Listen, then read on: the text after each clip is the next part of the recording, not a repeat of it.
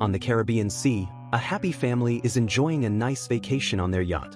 The mother, Julia, jumps into the water for a swim. While she tries to relax, she suddenly feels something strange in the water. She looks around but sees nothing, so she tells herself it's just her imagination. A few seconds later, she feels it again. Even though she still can't see anything, the feeling scares her, so she starts swimming back to the yacht. Then something grabs her leg from below, and she begins screaming for help. But her daughter Cassie doesn't hear her because she has headphones on, and her husband Tom and her son Ben are too busy fishing to notice. Julia keeps struggling to stay above the water, and yelling becomes harder as water gets into her mouth. After a while, Tom realizes he hasn't seen Julia and begins looking around the yacht. He finally spots her in trouble. He quickly calls the kids and moves the yacht closer, then jumps into the water. He reaches Julia fast and holds her so she can stay afloat. He swims her back to the yacht, and the kids help pull them aboard. The family tries to calm Julia down, but she has no idea what attacked her, so she blames it on a strong current. That night, the family celebrates Ben's birthday with presents and cake. Cassie gets a video call from her boyfriend, so she goes outside with her laptop to talk in private. He tells her that huge storm clouds have appeared over the city, but then the call glitches and freezes. Cassie runs back to her family to tell them what happened, but Tom says the signal is weak because they're too far from land. Just then they hear a noise and go outside. They see a group of whales swimming by. Tom explains that whales follow the Earth's magnetic field, and when storms mess with it, the whales get confused and end up going toward the coast. Suddenly, the yacht shakes and Ben falls over. Tom worries something might have hit the yacht, so he dives down to check. After a bit of searching, he comes back up with a cut on his shoulder. Julia stitches the wound while Tom explains that he felt something behind him, and when he turned, the propeller cut him. Whatever was swimming near him was huge, but he didn't get a clear look. He also saw that the yacht was badly damaged, so they need to ask for help. Julia keeps trying the radio, and Cassie checks her phone for a signal, but nothing works. Then Cassie gets scared by a strange creature, but it turns out to be Ben messing around with a mask. Soon, the yacht completely stops working and they're stuck in the middle of the sea. Julia finally hears a voice on the radio, but it's too distorted to understand.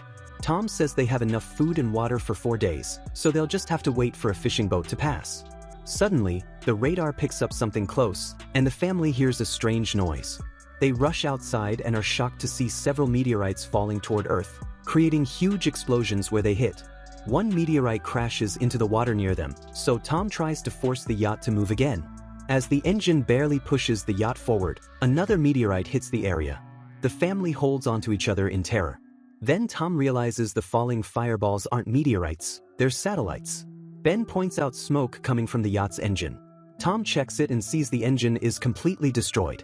The wind begins to grow stronger, so the family goes inside, not noticing that the compass is spinning wildly. The yacht starts shaking again, and Ben falls and hurts himself. Waves slam against the yacht as Tom fights the strong wind to grab the life jackets from a box outside. He brings them back in for the family.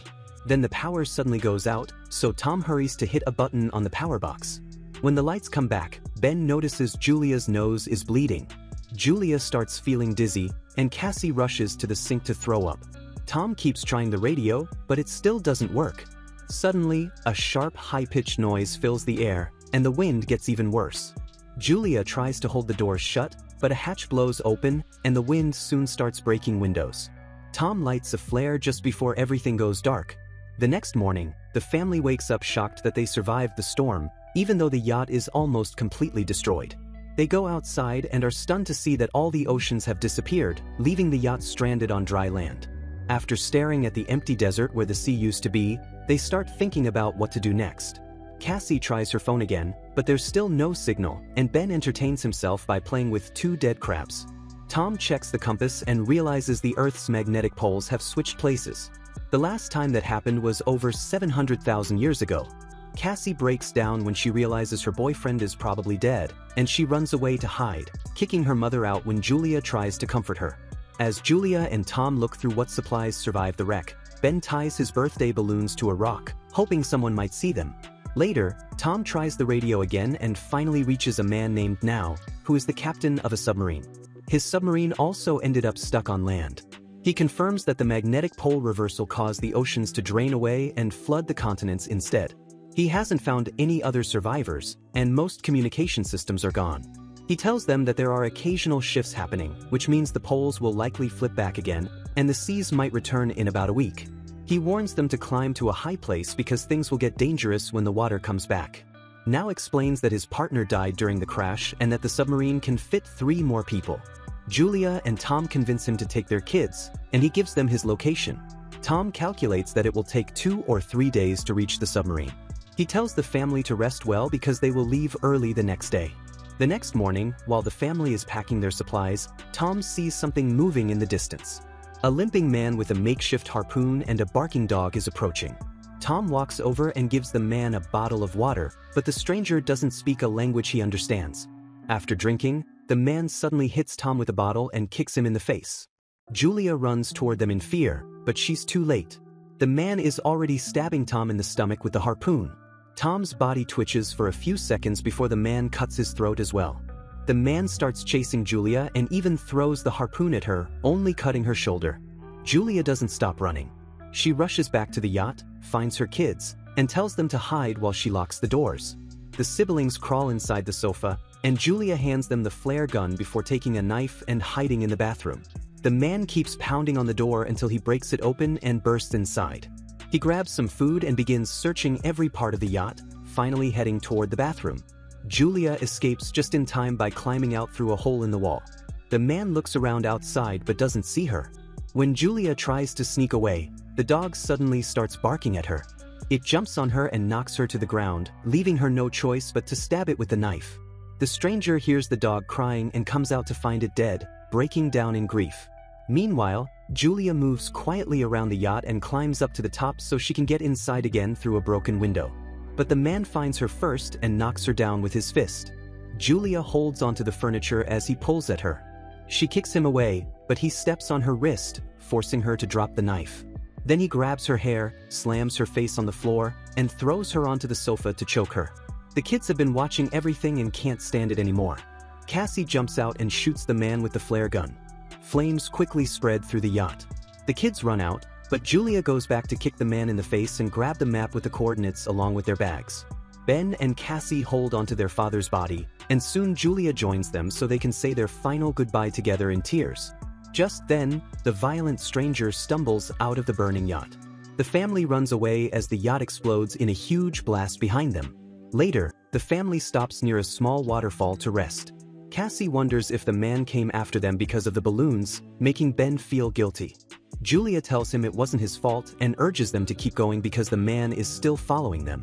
At a small pond, Ben is fascinated by a dead hammerhead shark stuck on the ground. Julia suddenly spots the man getting close again, so the family starts running. They slide down a dune and come across an area filled with toxic waste, so they carefully run around it. After a long sprint, it seems like they've finally shaken him off. As they keep walking, they pass all sorts of things left behind on the dry ocean floor, huge dead sea creatures and piles of plastic. When Ben starts slowing down, Julia notices he's almost dehydrated, so they stop to rest. To her shock, the water bottle is nearly empty, and Cassie realizes she didn't close it tight. Julia yells at her for being careless, but Cassie argues it doesn't matter because they're probably not going to survive anyway. After a loud fight, the family keeps going. Eventually, they find a crashed plane and get scared by some movement, but it's only birds. They decide to spend the night inside the plane. They share a small snack, and Julia feels heartbroken when she finds a family photo in Tom's jacket. Cassie asks how her parents met, so Julia explains how Tom had come into the hospital where she worked and became her patient. He confessed his love to her with flowers and a beautiful poem. In the middle of the night, Cassie leaves the plane to relieve herself. Suddenly, the creepy man sneaks up behind her, but Julia attacks him first, jumping on him and stabbing him again and again, letting out all her pain and anger. Cassie has to hug her to calm her down. The next morning, the man's body is covered in fleas. The family notices he has many bite marks, which means some kind of animal must be hiding nearby. After they leave, a swarm of crabs crawls out of the man's mouth. A few hours later, Julia and Cassie stop to check the map, but Ben keeps walking. Even when Julia tells him to stop, he desperately sticks his face into a pond to drink. Julia quickly pulls him back, warning him that unknown water could make him really sick. They keep traveling and use cloth to cover their heads from the burning sun.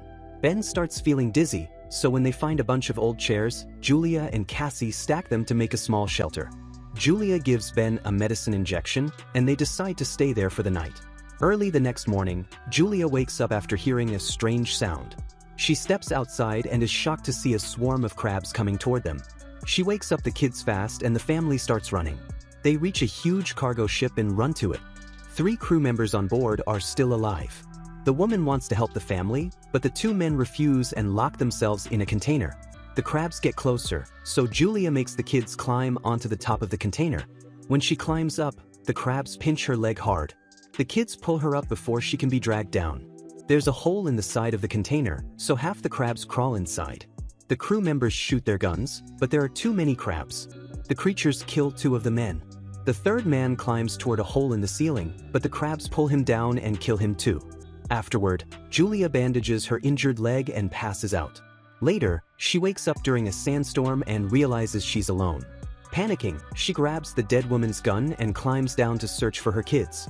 Cassie hears her mother screaming and comes running back, explaining that they went looking for help but didn't find anyone. They reunite with Ben, who found an open container where they can wait out the storm. Julia uses Tom's lighter to cauterize her wounds, screaming in pain. When the storm ends, the family finds several water bottles in another container. Then they check the bodies and find a radio and a gun. Julia contacts Now and tells him she lost the map. Now explains he was attacked by arthropods, deep-sea creatures driven crazy by the sudden oxygen levels. He warns them to hurry because his instruments show that the ocean will return much sooner than expected. They only have a few hours. He fires a flare into the sky, and the family walks in that direction. After a long walk, they find a broken toilet, where Ben decides to pee. Finally, they see the submarine ahead, but a huge rock formation blocks the way. As they climb through it, the ground begins to shake and rocks fall, causing a massive rock slide. Julia pushes her kids out of danger and jumps back, but a huge rock wall forms between them. Julia tells them to keep going without her, but Cassie refuses and begs her mother to try climbing. After yelling back and forth, Julia promises she will find them later. Cassie reluctantly pulls her brother away. The kids climb the rest of the rocks and run to the submarine, where they find Now bleeding badly. He tells them he is dying and that they can take the submarine. Realizing there's room for one more, Cassie runs back to get Julia. Meanwhile, Julia sees the crab swarm approaching and fires at them. She kills a few, but there are too many. Just then, Cassie appears on top of the rock wall and reaches out her hand. Julia climbs as fast as she can despite her injured leg. With Cassie's help, she makes it over, and the 2 run toward the submarine. Ben is already standing on top of the submarine and shoots at the crabs to distract them as his family climbs up. The crabs reach Now's body and start eating it. Julia takes the gun and keeps shooting while the kids go inside. When she runs out of bullets, she throws the gun at the crabs and jumps inside too. They quickly lock the hatch and watch through the windows as the crabs surround them. Just then, the ocean returns, and the trio rushes to their seats and strap in before holding hands. Massive waves slam into the submarine, tossing it around. Julia has flashes of everything they've been through, and Cassie throws up. The high-pitched noise comes back and knocks them unconscious. After some time, Julia and the kids wake up and are relieved they're still alive. They open the hatch and climb out to see that the waves have carried the submarine into a destroyed city.